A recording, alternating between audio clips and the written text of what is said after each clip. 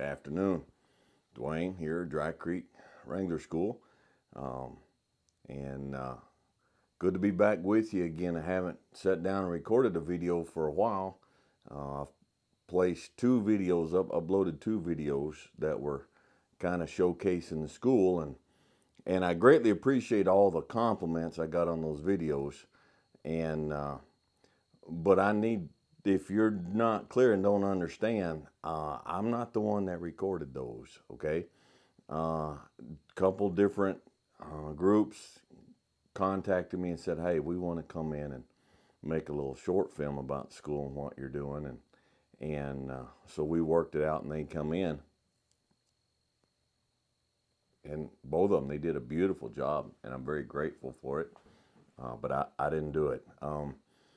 And so you're back to just the simple me and what we're doing here.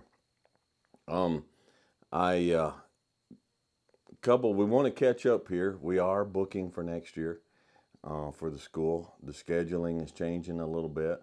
Mom and I are, those who've come through, there's been several comments on it. We're wore out.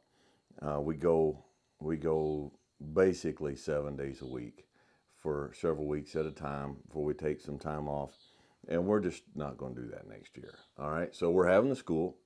Those of you who have already called and signed up, just relax. We're having the school, but we're going to do less weeks next year than we did this year. We got to have some time in between. And so if you want to sign up next year, get online on the website, www.drycreekwranglers.com. Check out the dates that are available, and then get the number and call Mama. No, you can't sign up online. Everybody has to check with Mama. I didn't fill up my little pocket torch, so I found a table torch to keep my cigar lit. Man, we could melt steel with that thing.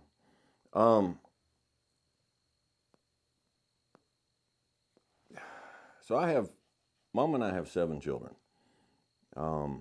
We've got 3 sons and 4 daughters. And my sons range from age 21 to 31. And they're all very active, fit, outdoor guys. And I'm not shorting my daughters. They don't fit in this particular illustration, okay? My boys are all, and they're tall and they're lean.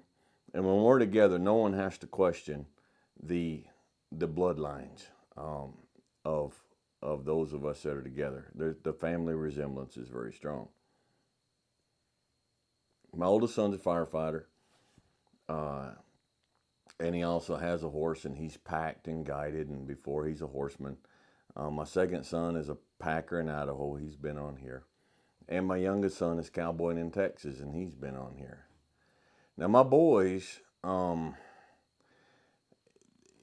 sure it's the same today in varying degrees, but if my boys were standing there without a shirt on, they'd all have a six-pack abs, all right?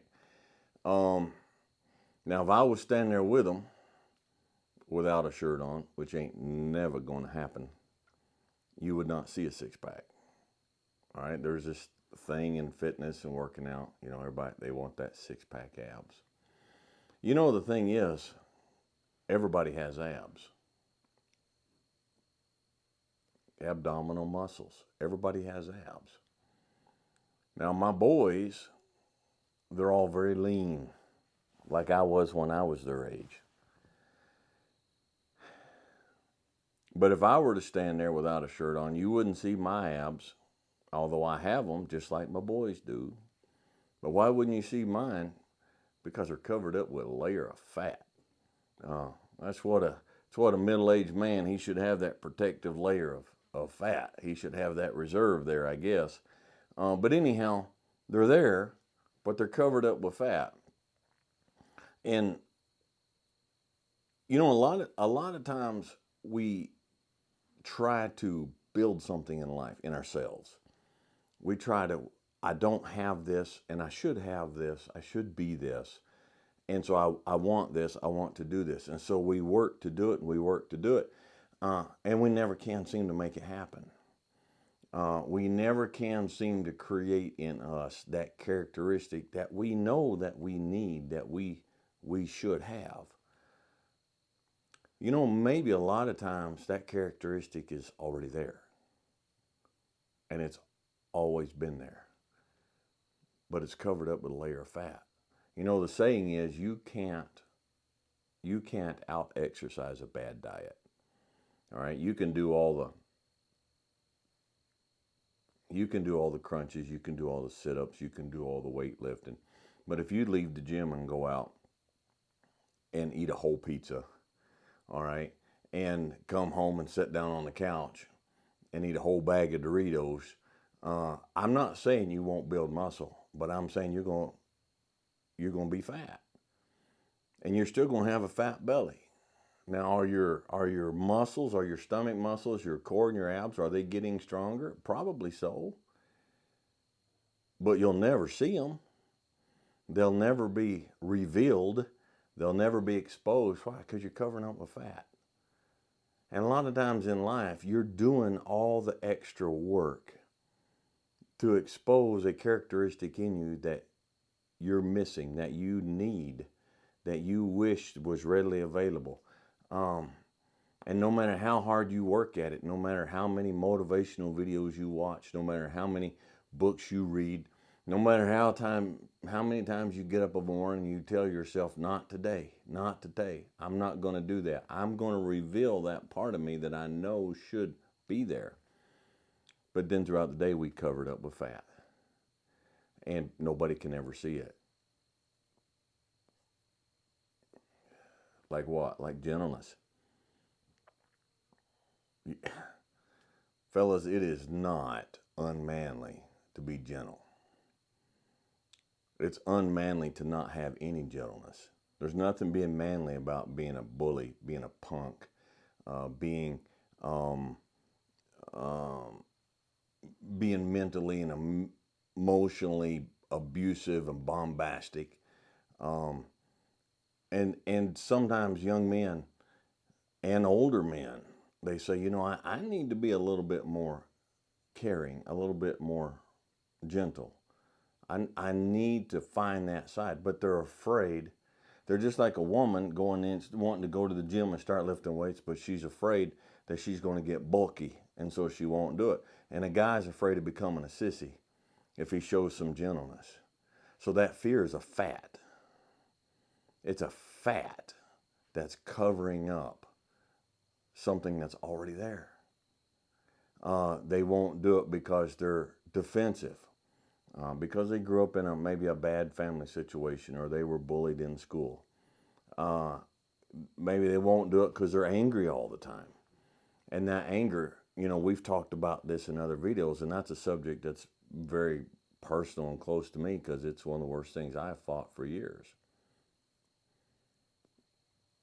But maybe that calm, patient, deliberate fella is in there, just like your abs are in there, but it's covered up with anxiety.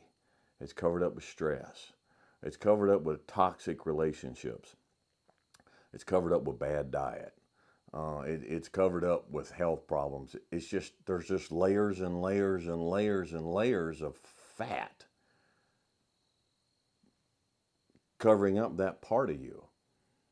And instead of working out and trying to make that part stronger, and it's not working, sometimes what we need to do is trim the fat. We just need to trim the fat. Listen, I believe, and some people, they get twisty about this, and I don't know why. All right, listen, if you get a little twisty because I speak about God on here, then you're a weak person. You're a weak person. But I believe that God created man. And if I believe that God created man, then I believe that God created man complete. If God created, now I know that sin corrupts stuff and messes stuff up, but everything we needed, God gave us when he created us. But we don't exercise it. We don't strengthen it. We cover it up with fat. But I believe it's always there. And some have more. Some are genetically predisposed to be able to build big muscles. Some of us are not, but we all have muscles. If I didn't have muscles, I couldn't stand up. I couldn't throw my saddle on my horse. Now, some have bigger muscles, better muscles, and they can build them bigger and stronger than me. That's okay, but it doesn't mean I don't have them. And I can't look at somebody and say, I don't have as big of muscles as they have, therefore I am deficient, I am handicapped, I am incomplete. And I can't look at somebody and say they are more patient than I am, they are more gentle than I am, they are more understanding than I am, and therefore I am handicapped, I am deficient, and I just can't do it. So I'm going to cover up what muscles I have with just more and more fat and say, sorry, I was born this way. I can't help it. Can't do anything about it.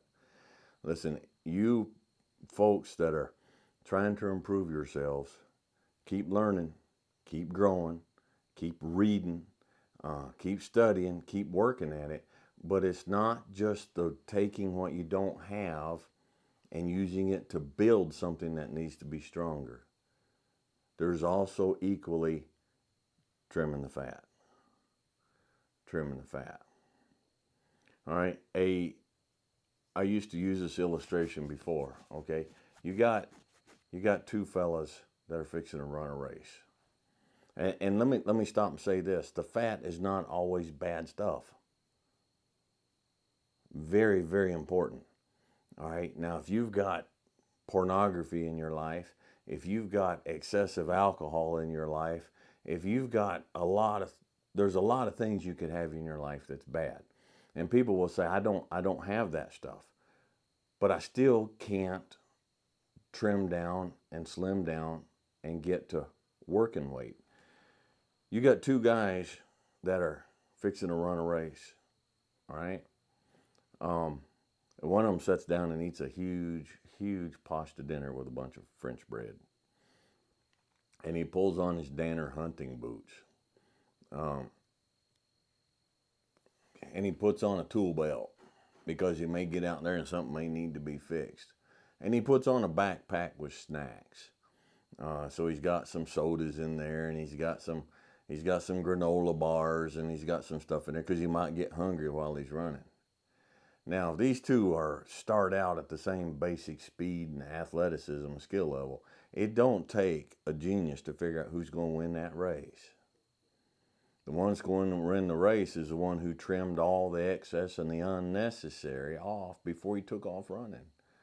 And a lot of times you're not winning life's race, and it's not because you don't have a lot of the muscles necessary, because that runner with the backpack had the same muscles as the runner who was just wearing a pair of shorts and a tank top. They got the same muscles, but the one ain't going to win. And you can have all the muscles. You can watch all of the motivational talk and say, you need to do this, you need to do that, you need to do this. And you can read the books and the philosophers, and you can gain all this, study and all this. But if you don't trim the fat out of your life, you still ain't going to win the race. You'll trudge along, but you'll feel overburdened. You'll feel overweighted. You'll feel slow and sluggish, and you'll feel tired. And it's just because you just need to trim the fat. Okay? Just trim the fat. And sometimes getting rid of stuff in your life that's not bad is harder than bringing stuff on that's hard. Sometimes it's harder to turn that television off after supper and go for a walk than it is to get down and do push-ups every night for some folks. Sometimes it's harder to turn that phone off and pull it out, put it in a drawer, close the drawer, and go out and play with the kids than it is to go for a run. Sometimes trimming the fat is harder than picking up the weight, because there's glory in picking up heavy weight. Wow, did you see how much he can pick up? Did you see how much he can lift? Did you see how strong he is? Yeah. But you see how fat he is? You see how out of breath he is walking across the gym? Did you see his obituary in the newspaper at 47 years old? Balance. Find the balance.